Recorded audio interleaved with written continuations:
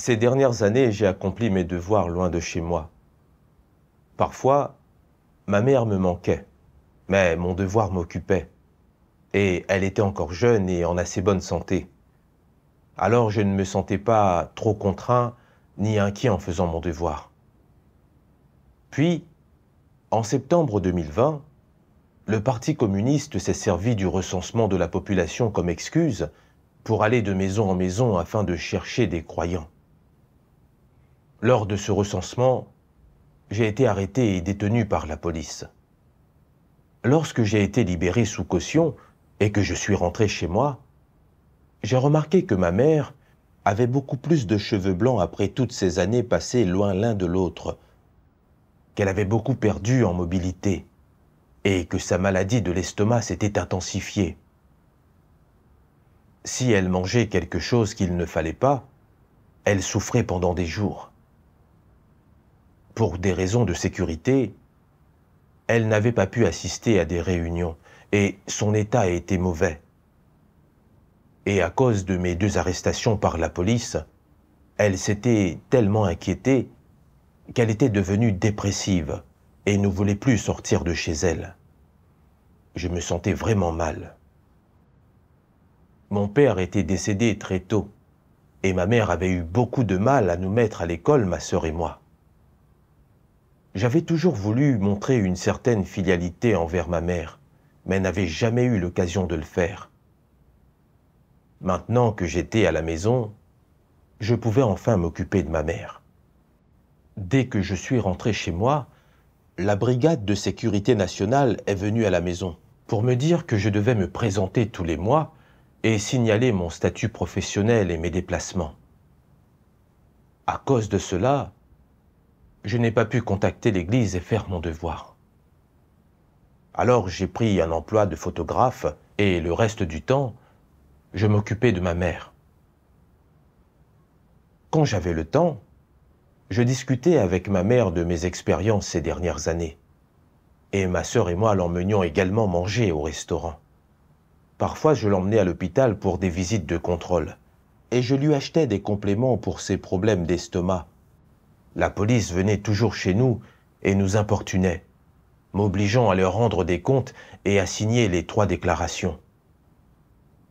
En voyant à quel point ils me contrôlaient et inquiète qu'il m'arrive quelque chose, ma mère est en fait devenue de plus en plus dépressive et a arrêté d'interagir avec les gens qui n'étaient pas membres de la famille. Elle ne sortait même pas faire les courses. J'étais vraiment inquiet de voir ma mère se comporter ainsi et j'avais peur qu'elle développe une maladie mentale. Je faisais tout mon possible pour lui donner des conseils. J'échangeais avec elle, je la sortais pour l'aider à se détendre, mais rien n'y faisait. J'étais inquiet et anxieux.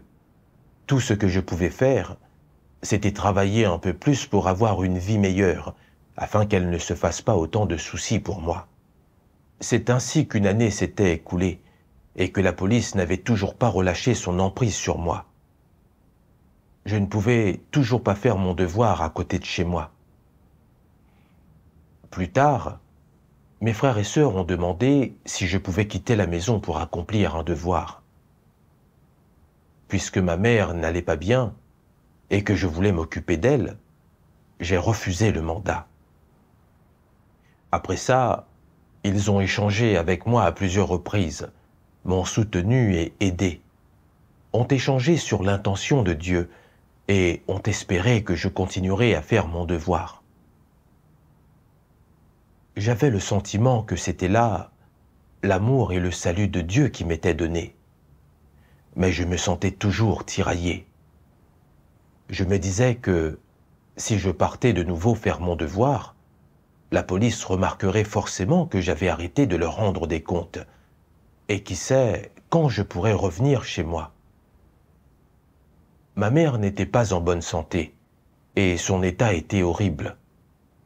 Si je restais auprès d'elle, je pourrais au moins prendre soin d'elle et pratiquer une certaine piété filiale. Deviendrait-elle encore plus dépressive si je partais? Et si son état empirait et qu'elle développait une maladie mentale? Que penseraient alors mes amis et les membres de ma famille de moi? Ne penseraient-ils pas que je manque de piété filiale? Pour ces raisons, je me sentais vraiment tiraillé et je ne savais pas quoi faire. Durant cette période, je suis tombé sur un passage des paroles de Dieu concernant la piété filiale. Dieu Tout-Puissant dit « Dieu a d'abord dit aux hommes qu'ils devaient honorer leurs parents, et par la suite, il a mis en avant des exigences plus élevées pour que les gens pratiquent la vérité, accomplissent leurs devoirs et suivent sa voie. À laquelle de ces exigences dois-tu adhérer ? Aux exigences plus élevées. Est-il juste de pratiquer selon les exigences plus élevées ? La vérité peut-elle être divisée en vérités supérieures et inférieures, ou en vérités anciennes et nouvelles ? Non. Alors, quand tu pratiques la vérité, à quoi dois-tu te conformer ? Que signifie pratiquer la vérité ? Gérer les choses selon les principes. Gérer les choses selon les principes est la chose la plus importante. Pratiquer la vérité signifie pratiquer les paroles de Dieu à différents moments, en différents lieux, dans différents environnements et dans différents contextes. Il ne s'agit pas d'appliquer obstinément des règles aux choses, il s'agit de s'en tenir aux vérités principes. Voilà ce que signifie pratiquer la vérité. Ainsi, il n'y a tout simplement pas de conflit entre la pratique des paroles de Dieu et le respect des exigences mises en avant par Dieu. Pour le dire plus concrètement, il n'y a aucun conflit entre honorer tes parents et accomplir la commission et le devoir que Dieu t'a confié. Quelles sont les paroles et les exigences actuelles de Dieu ? Tu dois d'abord considérer cette question. Dieu exige différentes choses de différentes personnes. Il a des exigences distinctes pour les unes et pour les autres. Ceux qui servent en tant que dirigeants et ouvriers ont été appelés par Dieu.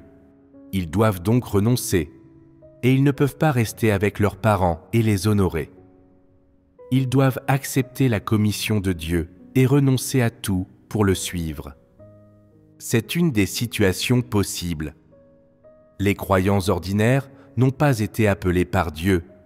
Ils peuvent donc rester avec leurs parents et les honorer. Il n'y a aucune récompense pour cela, et ils n'obtiendront aucune bénédiction en retour. Mais s'ils ne font pas preuve de piété filiale, alors ils manquent d'humanité. En fait, honorer ses parents n'est qu'une sorte de responsabilité, et cela est en deçà du fait de pratiquer la vérité. C'est se soumettre à Dieu qui est la pratique de la vérité. C'est accepter la commission de Dieu qui est une manifestation de soumission à Dieu. Et ce sont ceux qui renoncent à tout pour accomplir leurs devoirs qui sont ceux qui suivent Dieu. En somme, la tâche la plus importante qui t'attend est de bien faire ton devoir. C'est la pratique de la vérité, et c'est une manifestation de soumission à Dieu. Alors, quelle est la vérité que les gens doivent principalement pratiquer maintenant ? Accomplir son devoir. C'est vrai, accomplir loyalement son devoir, c'est pratiquer la vérité. Si une personne n'accomplit pas son devoir sincèrement, alors elle ne fait que rendre service.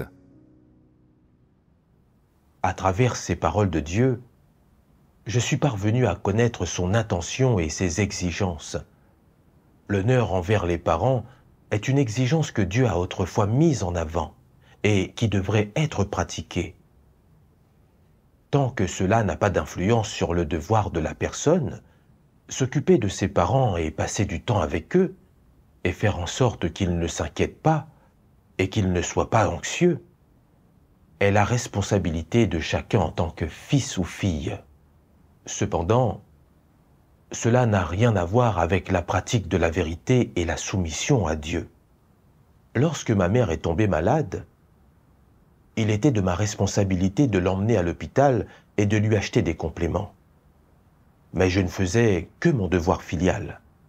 Je ne pratiquais pas la vérité. lorsque Dieu appelle et exige que les gens accomplissent leur devoir, même si l'exécution de ce devoir est incompatible avec la capacité des gens à être filiaux envers leurs parents, en tant qu'être créés, nous devons nous soumettre à Dieu et suivre la voie de Dieu pour mener à bien nos devoirs en tant qu'être créés. C'est là notre vocation céleste et l'intention et l'exigence actuelle de Dieu. En ayant pris conscience de cela, je savais ce que je devais décider pour aller de l'avant. C'est une période cruciale pour la grande expansion de l'évangile du règne. Et il y a beaucoup de travail urgent à faire.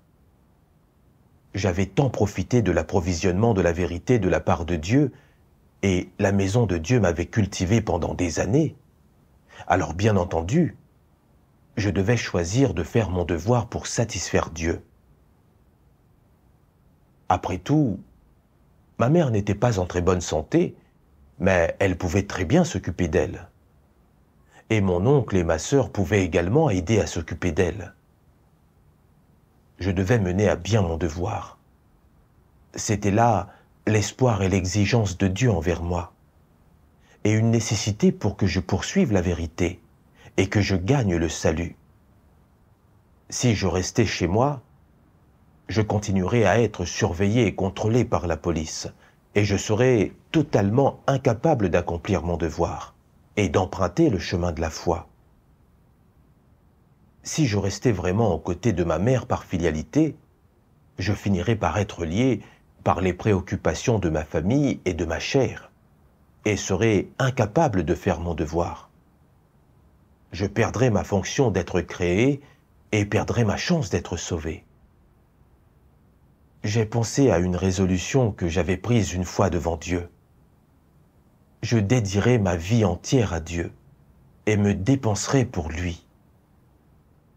J'ai aussi pensé à tout ce que j'avais appris en faisant mon devoir loin de chez moi et à quel point ma vie avait évolué. Cela avait bien plus de valeur et de sens que de vivre dans ma chair et avec ma famille chez moi. Dieu me guidait sur ce chemin, un chemin qu'il avait établi pour moi. J'étais disposé à continuer à l'emprunter. Après ça, j'ai fait part à ma mère de mon projet de quitter la maison pour accomplir mon devoir. Ma mère était un peu réticente, mais elle a respecté ma décision. Les jours qui ont suivi, lorsque je ne travaillais pas, j'invitais ma mère à manger et boire les paroles de Dieu et à partager un échange. J'espérais qu'elle puisse sortir de sa dépression au plus vite. Quelques jours plus tard, j'ai tout mis en place à la maison et je suis parti. Peu de temps après, je me suis plongé dans mon devoir. Même si j'étais assez occupé, ma mère me manquait toujours autant. Je ne pouvais pas m'en empêcher. Quand je pensais à son air triste et réticent lorsqu'elle m'avait vu quitter la maison, j'avais un pincement au cœur. À la maison, je pouvais passer du temps avec elle et discuter avec elle pour qu'elle ne se sente pas aussi seule. Maintenant que j'étais parti, comment allait-elle s'en sortir toute seule? Ma mère n'était pas en bonne santé et je craignais que sa santé qui se détériorait n'aggrave sa dépression. Si, avec le temps, elle n'arrivait pas à se débarrasser de sa dépression, ferait-elle quelque chose de stupide? Plus j'y pensais, plus je m'inquiétais. S'il devait arriver quelque chose à ma mère, les membres de ma famille diraient certainement du mal de moi. Avec tout cela à l'esprit, je suis devenu quelque peu distrait et n'arrivais pas à me concentrer sur mon devoir. Je savais que je devais me donner à fond dans mon devoir pendant que j'étais là, que mener à bien mon devoir pour satisfaire Dieu était essentiel. Mais je n'arrivais pas à me débarrasser de ce sentiment de culpabilité et de remords envers ma mère. Plus tard, j'ai pensé aux paroles de Dieu qui disent « Dieu Tout-Puissant dit « Qui peut vraiment et complètement se dépenser pour moi et offrir tout ce qu'il est pour moi ? Vous êtes tous tièdes. vos pensées tournent en rond, vous pensez à votre foyer, au monde extérieur, à la nourriture et aux vêtements. Malgré le fait que tu es ici devant moi, à faire des choses pour moi, au fond de toi tu penses toujours à ta femme, à tes enfants et à tes parents à la maison. Est-ce que toutes ces choses sont ta propriété? Pourquoi ne me les confies-tu pas? N'as-tu pas confiance en moi? Ou as-tu peur que je fasse des arrangements inappropriés pour toi? Pourquoi t'inquiètes-tu toujours au sujet de la famille de ta chair et ressens-tu de l'inquiétude pour ceux que tu aimes? En effet, la santé de ma mère, la gravité de sa dépression et son abattement, n'étaient-ils pas entre les mains de Dieu? J'avais beau m'inquiéter, cela ne résoudrait pas ces problèmes. Je devais tout mettre entre les mains de Dieu. Plus tard, j'ai prié Dieu. Oh, mon Dieu! Que l'état de ma mère s'améliore ou non, et que son état de santé se détériore ou non, je sais que tout est entre tes mains. S'il te plaît, guide-la pour qu'elle sorte de son abattement et de sa grande tristesse. S'il y a une leçon qu'elle devrait tirer de ça, s'il te plaît, guide-la pour qu'elle réfléchisse sur elle-même et qu'elle apprenne à faire l'expérience de ton œuvre. Je suis disposé à tout mettre entre tes mains, à me soumettre à ta souveraineté et à tes arrangements. Après avoir prié, je me suis senti un peu plus à l'aise.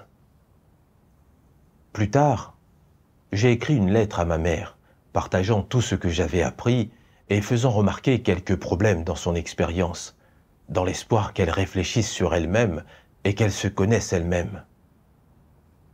Peu de temps après, j'ai reçu une lettre de ma mère.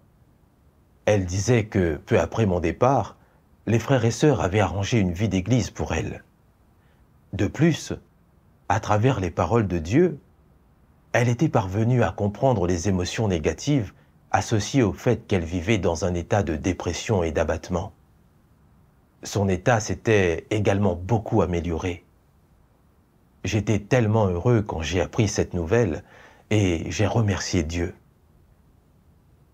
Plus tard, quand j'ai lu l'échange de Dieu sur la vérité concernant la bonne manière de considérer la responsabilité d'une personne envers ses parents, je me suis tout de suite senti soulagé et j'ai gagné le bon point de vue et le bon principe de pratique. Dieu Tout-Puissant dit « Si les relations avec les parents sont les plus difficiles à gérer émotionnellement, elles ne sont en réalité pas pour autant totalement ingérables. Ce n'est qu'en comprenant la vérité que l'on peut aborder correctement et rationnellement cette question.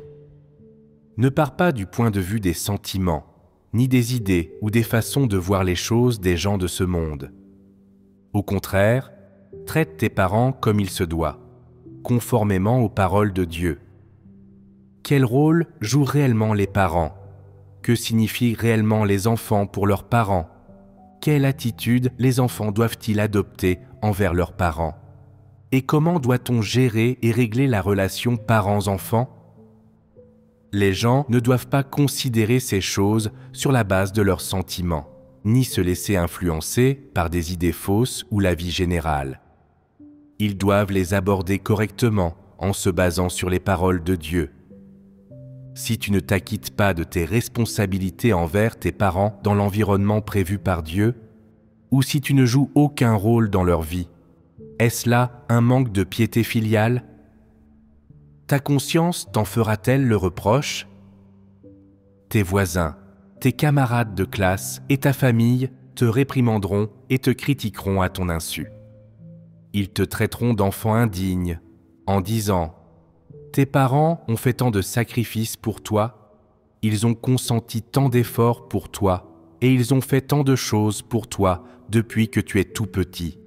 Mais toi, enfant indigne que tu es, tu disparais sans laisser de traces, sans même donner de nouvelles et dire si tu es en sécurité. Non seulement tu ne reviens pas pour le nouvel an, mais tu ne passes même pas un coup de téléphone. tu n'envoies aucune salutation à tes parents. Chaque fois que tu entends ce genre de paroles, ta conscience saigne et pleure, et tu te sens jugé. Oh, ils ont raison. Tu es pris de bouffées de chaleur et ton cœur tremble comme s'il était piqué par des aiguilles. As-tu déjà éprouvé ce genre d'émotion? Les voisins et les membres de ta famille ont-ils raison de dire que tu manques de piété filiale? Tout d'abord, la plupart des gens choisissent de quitter la maison pour remplir leurs devoirs en partie, à cause de circonstances globales objectives qui les obligent à quitter leurs parents. Ils ne peuvent pas rester aux côtés de leurs parents pour s'occuper d'eux et les accompagner. Ce n'est pas qu'ils choisissent volontairement de quitter leurs parents. La raison de ce choix est objective. Par ailleurs, d'un point de vue subjectif, tu quittes la maison pour accomplir tes devoirs, et non parce que tu voulais quitter tes parents et échapper à tes responsabilités, mais en raison de l'appel de Dieu. Pour contribuer à l'œuvre de Dieu, accepter son appel et accomplir les devoirs d'un être créé, tu n'avais pas d'autre choix que de quitter tes parents. Tu ne pouvais pas rester à leur côté pour les accompagner et prendre soin d'eux. Tu ne les as donc pas quittés pour fuir tes responsabilités, n'est-ce pas? Les quitter pour fuir tes responsabilités et devoir les quitter pour répondre à l'appel de Dieu et accomplir tes devoirs. N'est-ce pas là deux choses de nature différente? Tu as dans le cœur des liens d'affection et des pensées pour tes parents. Tu n'es pas dénué de sentiments. Si les circonstances objectives le permettaient, et si tu étais en mesure de rester à leur côté tout en accomplissant tes devoirs, alors tu serais prêt à rester à leur côté, à prendre régulièrement soin d'eux et à assumer tes responsabilités. Mais en raison de circonstances objectives, tu as dû les quitter. Tu ne pouvais pas rester à leur côté. Ce n'est pas que tu ne voulais pas assumer tes responsabilités d'enfant, mais que tu ne pouvais pas le faire. N'est-ce pas là une chose d'une autre nature? Si tu avais quitté la maison pour éviter de faire preuve de piété filiale et d'avoir à assumer tes responsabilités, cela aurait démontré de l'indignité et un manque d'humanité. Tes parents t'ont élevé, mais tu étais impatient de déployer tes ailes et de voler par toi-même. Tu ne veux pas voir tes parents, et tu ne prêtes pas attention aux difficultés qu'ils rencontrent. Même si tu as les moyens de les aider, tu ne le fais pas. Tu fais semblant de ne rien entendre, et tu laisses les autres dire ce qu'ils veulent de toi. Tu ne veux tout simplement pas assumer tes responsabilités. C'est cela être indigne. Mais est-ce le cas aujourd'hui? De nombreuses personnes ont quitté leur région, leur ville, leur province ou même leur pays pour remplir leurs devoirs. Et elles sont déjà loin de leur ville natale. En outre, diverses raisons les empêchent de rester en contact avec leur famille. À l'occasion, elles demandent des nouvelles récentes de leurs parents auprès de personnes originaires de la même ville et sont soulagées d'apprendre que leurs parents sont toujours en bonne santé et qu'ils s'en sortent bien. En fait, tu n'es pas indigne. Tu n'as pas atteint le point où tu manquerais d'humanité, où tu ne voudrais même pas te soucier de tes parents ou assumer tes responsabilités à leur égard. C'est pour diverses raisons objectives que tu as dû faire ce choix, si bien que tu n'es pas indigne. Voilà les deux raisons. Mais il y en a une autre. Si tes parents ne sont pas des personnes qui te persécutent particulièrement ou qui font obstacle à ta croyance en Dieu, s'ils te soutiennent dans ta croyance en Dieu, ou s'ils sont des frères et sœurs qui croient en Dieu comme toi, des membres de la maison de Dieu eux-mêmes, lequel d'entre vous ne prie pas silencieusement Dieu en pensant à ses parents au plus profond de lui-même? Qui d'entre vous ne confie pas ses parents, ainsi que leur santé, leur sécurité et tous les besoins de leur vie, entre les mains de Dieu? Confier tes parents entre les mains de Dieu est la meilleure façon de leur témoigner ton respect filial. Tu ne souhaites pas qu'ils rencontrent toutes sortes de difficultés dans leur vie, ni qu'ils vivent mal, qu'ils mangent mal ou qu'ils soient en mauvaise santé. Dans les profondeurs de ton cœur, tu espères vraiment que Dieu les protégera et les gardera en sécurité. S'ils croient en Dieu, tu espères qu'ils pourront accomplir leurs propres devoirs et qu'ils pourront tenir ferme dans leur témoignage. Il s'agit là de l'accomplissement de nos responsabilités humaines. Les gens ne peuvent atteindre qu'un tel résultat avec leur propre humanité. En outre, le plus important est qu'après des années de croyance en Dieu et d'écoute de tant de vérité, les gens aient acquis un minimum d'entendement et de compréhension. Le destin de l'homme est déterminé par le ciel. L'homme vit entre les mains de Dieu et bénéficier de l'attention et de la protection de Dieu est bien plus important que les préoccupations, la piété filiale ou la compagnie de ses enfants. N'es-tu pas soulagé de savoir que tes parents sont sous la protection de Dieu ? Tu n'as pas à t'inquiéter pour eux. Si tu t'inquiètes, c'est que tu n'as pas confiance en Dieu, que ta foi en lui est trop faible. Si tu es très inquiet et très préoccupé par le sort de tes parents, il te faut prier Dieu souvent, les confier aux mains de Dieu et le laisser orchestrer toutes choses et arranger toutes choses. Dieu régit le destin de l'humanité et il régit son quotidien et tout ce qui lui arrive. Alors pourquoi t'inquiéterais-tu encore ? Tu n'as même pas le contrôle sur ta propre vie. Tu fais face toi-même à de nombreuses difficultés. Que pourrais-tu faire pour permettre à tes parents de vivre heureux chaque jour ? Tout ce que tu peux faire, c'est de tout confier à Dieu. S'ils sont croyants, demande à Dieu de les conduire sur le droit chemin pour qu'ils puissent finalement être sauvés. S'ils ne sont pas croyants, laisse-les suivre le chemin qu'ils veulent. Pour les parents plus cléments et qui ont un peu d'humanité, tu peux prier Dieu de les bénir afin qu'ils puissent passer les dernières années de leur vie dans le bonheur. Pour ce qui est de l'œuvre de Dieu, il a pris ses dispositions et les gens doivent s'y soumettre.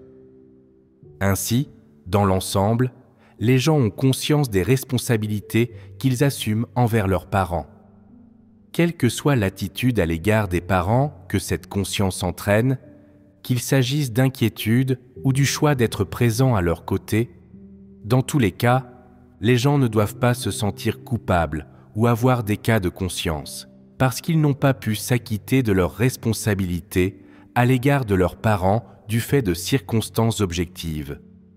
Ces questions, comme d'autres, semblables, ne devraient pas devenir des problèmes dans la vie des gens qui croient en Dieu. Elles devraient abandonner.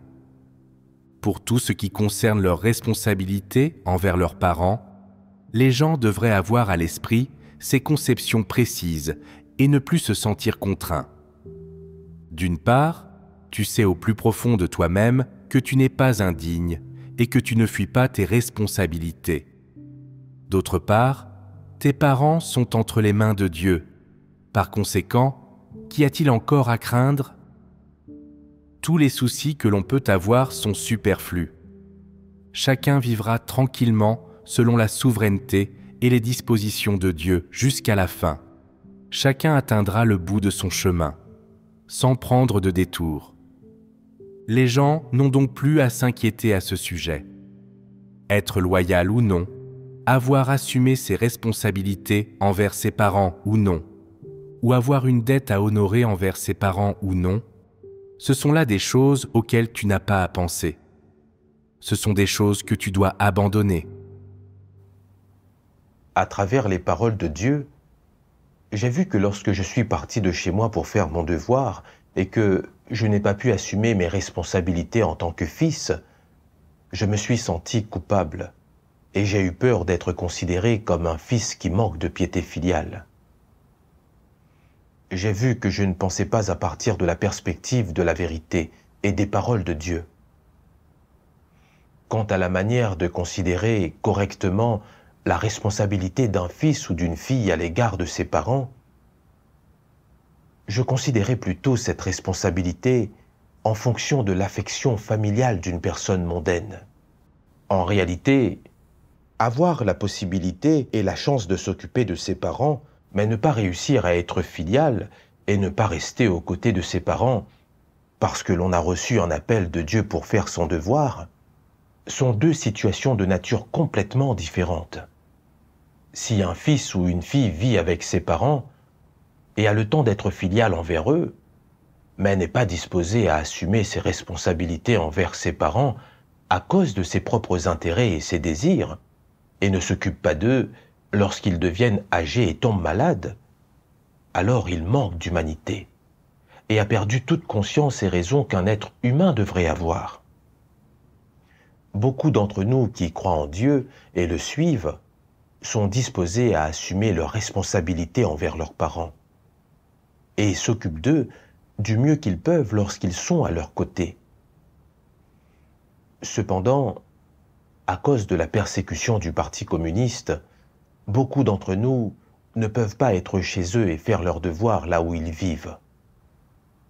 Nous ne pouvons tout simplement pas vivre avec nos parents et pratiquer la piété filiale.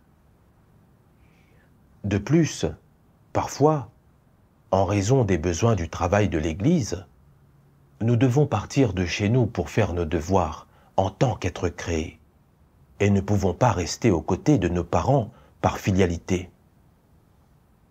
Si les circonstances le permettent, nous espérons aussi pouvoir appeler régulièrement nos parents pour savoir comment ils vont et leur dire que nous allons bien, pour qu'ils ne s'inquiètent pas.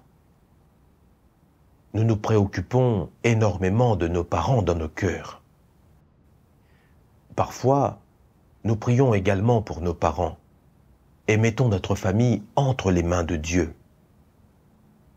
Nous faisons de notre mieux pour pratiquer la piété filiale et assumer nos responsabilités, chacun à notre manière et en fonction de nos situations respectives.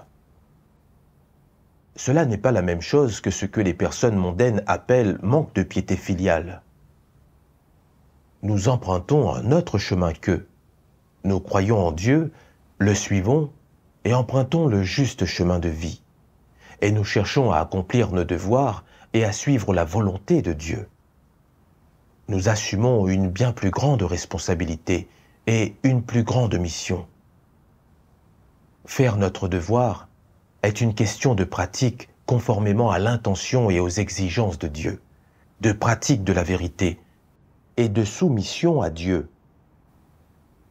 Cela va bien au-delà du critère de moralité et de conscience de l'homme.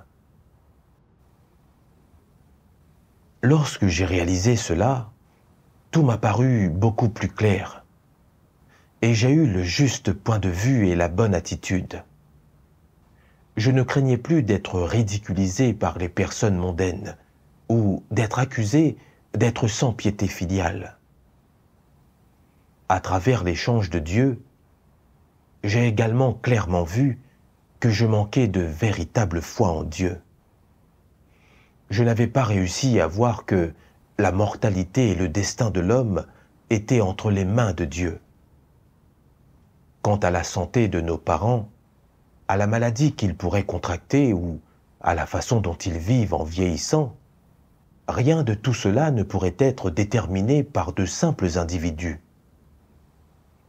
Tout était prédéterminé par Dieu. À ce sujet, je devais reconnaître la souveraineté de Dieu et me soumettre à ses orchestrations et à ses arrangements. J'ai repensé à la période où j'étais encore chez moi, quand ma mère était tombée malade et que je l'avais emmenée partout voir des médecins. J'avais fixé des rendez-vous pour elle dès que des spécialistes étaient disponibles. Mais bien qu'elle ait eu pris tous ses médicaments, non seulement son état ne s'était pas amélioré, mais il s'était en fait détérioré. Je n'avais rien pu faire pour ma mère en étant à ses côtés. Je n'avais pas pu alléger ses souffrances le moins du monde. Lorsqu'elle avait sombré dans la dépression et la souffrance, j'avais pas mal échangé avec elle. Parfois, je l'avais guidée, et à d'autres moments, j'avais exposé ses problèmes. Mais elle était bloquée dans un état inapproprié et ne voulait pas le corriger. Je ne pouvais vraiment rien faire malgré mes inquiétudes. Pourtant, Quand je suis parti pour accomplir mon devoir, ma mère a quand même réussi à assister normalement aux réunions et a été disposée à interagir avec les frères et sœurs. Et son état s'est amélioré. J'ai vu que mes petites actions de piété filiale n'avaient pas vraiment été utiles. La protection et le soin de Dieu étaient bien plus importants que le fait que je reste à ses côtés pour m'occuper d'elle. J'ai vu que le bien-être et le bonheur des parents ne dépendaient pas du fait de savoir si leurs enfants étaient filiaux ou pas, mais dépendaient plutôt de la souveraineté et de la prédestination de Dieu. La meilleure façon de pratiquer en tant qu'enfant est de prier pour nos parents et de les mettre entièrement entre les mains de Dieu. Tout comme les paroles de Dieu le disent, confier tes parents entre les mains de Dieu est la meilleure façon de leur témoigner ton respect filial. Lorsque nous avons la foi que les arrangements de Dieu seront appropriés et que nous nous soumettons à la souveraineté de Dieu, nous vivons une vie détendue et insouciante. Je n'avais rien saisi de tout cela auparavant. Je m'étais toujours senti coupable de ne pas être filial envers ma mère et avait toujours craint que les autres me considèrent comme quelqu'un de peu filial et qu'ils parlent dans mon dos. Par conséquent, en faisant mon devoir, j'étais toujours préoccupé et je me sentais toujours contraint. Même si j'étais parti de chez moi pour accomplir mon devoir, mon cœur était souvent rempli d'inquiétude pour ma mère. Je ne réussissais pas à mettre tout mon cœur dans mon devoir. Résultat, je ne parvenais pas à saisir les principes et les compétences, et les problèmes et les écarts apparaissaient souvent dans mon travail. Pourtant, je ne me sentais pas coupable et ne m'en voulais pas pour ça.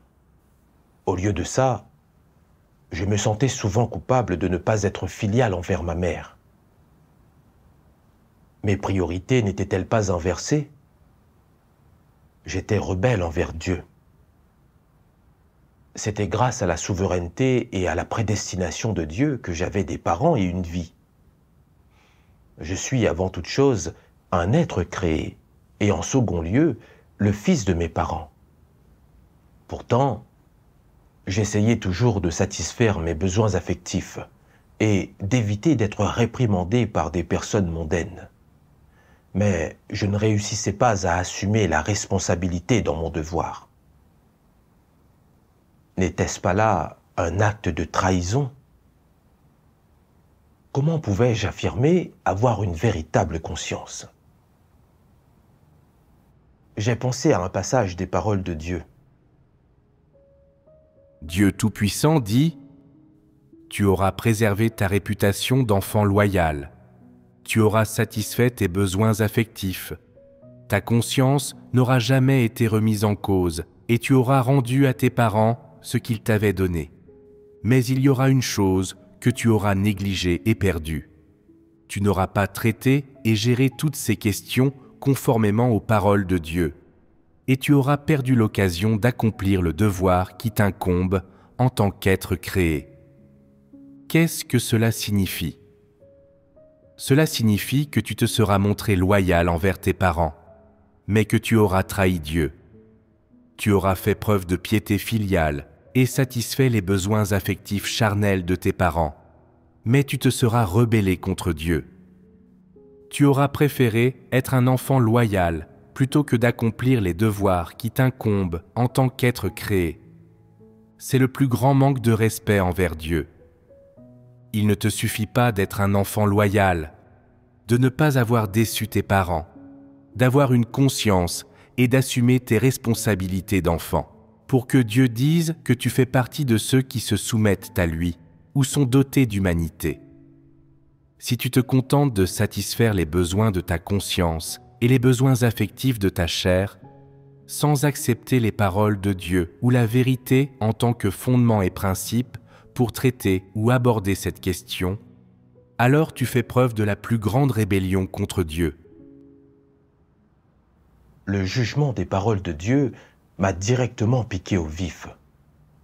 En effet, même si j'étais resté avec ma mère et que je m'étais occupé d'elle du mieux que j'avais pu, même si les personnes mondaines avaient pensé beaucoup de bien de moi et qu'on m'avait considéré comme un fils extrêmement filial, devant Dieu, j'aurais quand même perdu ma fonction et mon devoir en tant qu'être créé. J'aurais manqué du moindre brin de conscience envers Dieu, qui m'avait donné la vie et toutes choses. De ce fait, j'aurais été parmi les gens les plus rebelles et les plus réfractaires envers Dieu, et n'aurais pas été digne de son salut. En réalisant cela, je me suis senti très triste, et j'ai vu que j'avais été trop profondément corrompu par Satan, que j'avais agi de manière peu consciencieuse envers Dieu, que j'avais manqué du moindre brin de sincérité et que j'avais totalement manqué d'humanité. Je me suis rendu compte de mon devoir et de ma responsabilité, et j'ai arrêté d'être contraint par cette étiquette de manque de piété filiale. J'étais disposé à me soumettre aux orchestrations et aux arrangements de Dieu, à faire ce dont j'étais capable dans mon devoir, et à mettre ma mère entre les mains de Dieu, espérant que Dieu nous guide à faire l'expérience de l'œuvre de Dieu dans nos vies et à mener à bien nos devoirs. Dieu soit loué pour m'avoir permis de faire le bon choix et d'avoir la bonne poursuite.